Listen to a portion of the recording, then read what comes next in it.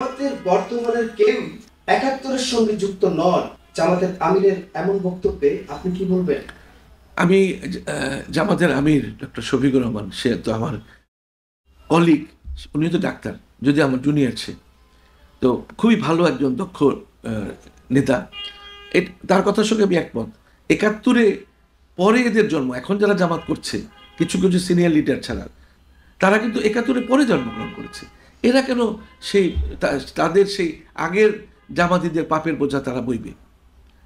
এখনকার যে জামাত ইসলামের সদস্য বলুন, ইসলামী ছাত্র শিবিরের সদস্য বলুন, এরা তো একাত্তর দেখেইনি অনেকে। আমার মনে হয় ডাক্তার শফিকুর রহমান অনেক ছোট ছিল তখন, যদি আমি একাত্তরে মুক্তিযুদ্ধ করেছি, তখন শফিকুর রহমান অনেক অনেক ছোট ছিল, সেও তো দেখেনি। তো আমি মনে করি যে এই ভদ্রলোক যে শফিকুর রহমান যেটা বলেছেন, আমি তার সাথে একমত। এবং জামাত কিন্তু বাংলাদেশ সবচেয়ে ভালো লাগে আমার জামাতের কয়েকটি দিক। আগের জামাত যুদ্ধপরাধের সঙ্গে যুক্ত ছিল, কিন্তু বর্তমান মানে অ্যাজ এ হোল জামাত ইসলামের কয়েকটা দিক আমার ভালো লাগে। এরা দুর্নীতির সঙ্গে যুক্ত নয়, এরা কোনো সময় দুর্নীতি করে না, এরা প্রকৃত ইসলামকে ফলো করে, যে মদিনার ইসলামকে তারা ফলো করে, এটা সবচেয়ে ভালো গুণ। আর তারা বাংলাদেশি জাতীয়তাবাদকে তারা লালন করে, ধারণ করে। কারণ এরা কিন্তু মানে এই বাংলাদেশের জাতীয়তাবাদের বিরুদ্ধে এরা কিন্তু কোনো মতে ছাড় দেবে না। আমি মনে করি যে জামাত ইসলাম, তবে এখনও যদি জামাত ইসলাম আগের মেন্টালিটি ধারণ করে, আমি বলবো যে পরিবর্তিত হন, বর্তমান প্রেক্ষাপটকে ধারণ করুন। কারণ বিশ্ব অনেক এগিয়ে গেছে। আপনারা সেই আগের সেই জামাত ইসলামের নেতাদের সেই যে তাদের যে মেন্টালিটি, সেটা ধারণ করবেন না, বর্তমানের সঙ্গে বর্তমানকে ধারণ করুন।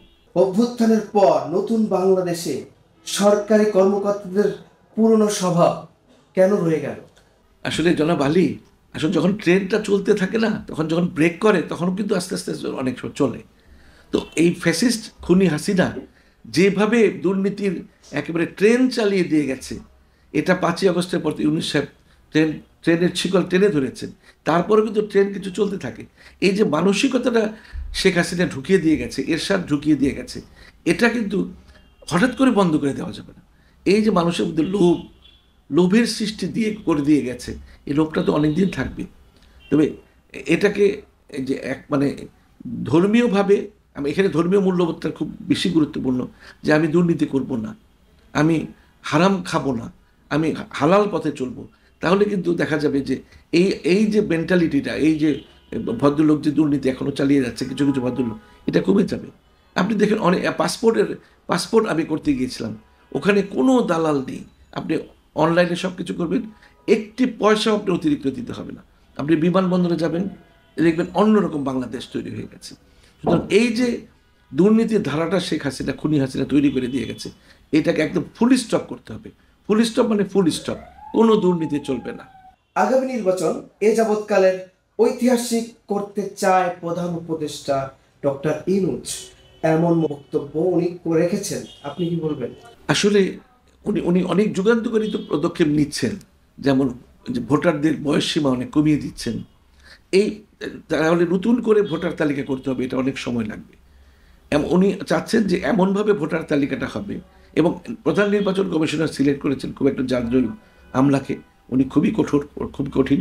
তো নিশ্চয়ই আমরা আশা করি যখনই নির্বাচন হোক, 1 বছর পর হোক, 2 বছর পর হোক, 3 বছর পর হোক, নির্বাচনটি কিন্তু ইউনূস সাহেব চাবেন যে খুব সুন্দর একটা নির্বাচন, যাতে সব মানুষ ঠিক মতো ভোট দিতে পারে, এবং ভোটটা কাস্ট হয়, এবং ভোটে কোনো প্রভাব যাতে না পড়ে মানুষের উপরে, কোনো রাজনৈতিক দলের উপর, মানুষ স্বাধীনভাবে ভোট দিবে। এটি ইউনূস সাহেব চাচ্ছেন, যে মানুষ যাকে পছন্দ হয় প্রার্থী দেখে ভোট দিবেন।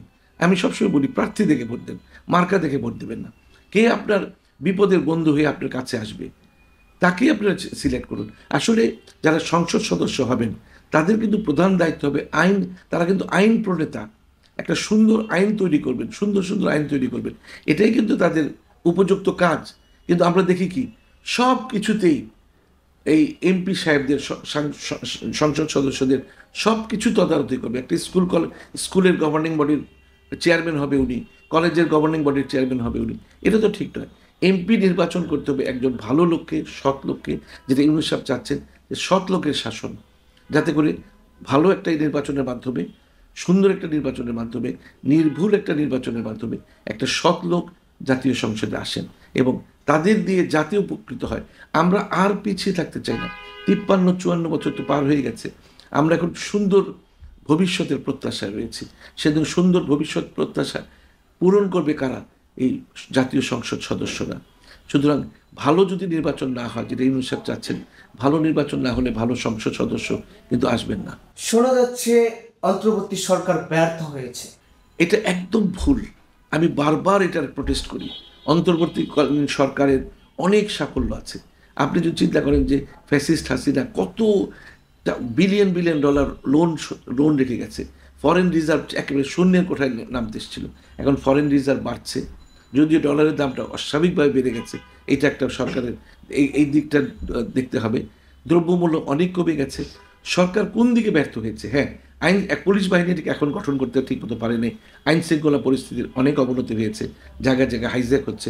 মোহাম্মদপুর থেকে শুরু করে যে শ্যামলী, তারপরে আরও বসিলা, এইসব জায়গায় কিন্তু প্রতি রাত্রেই হাইজ্যাক হচ্ছে, যাত্রাবাড়িতে হাইজ্যাক হচ্ছে। এগুলি দিয়ে যদি দেখেন তাহলে বলবো ব্যর্থ হয়েছে।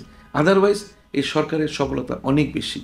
আমার মনে হয় যদি একজন দক্ষ স্বরাষ্ট্র উপদেষ্টা নিয়োগ করা হয়, যিনি একদম আইন শৃঙ্খলা পরিস্থিতি একদম কঠোর নজরদারিতে এনে আইন শৃঙ্খলা পরিস্থিতির ব্যাপক উন্নতি ঘটাবেন, তাহলে কিন্তু সরকার সবাই বলবে, এবং দ্রব্যমূল্য যদি একদম সহনশীল পর্যায়ে আসে, সবাই বলবে যে সরকার সফল হয়েছে।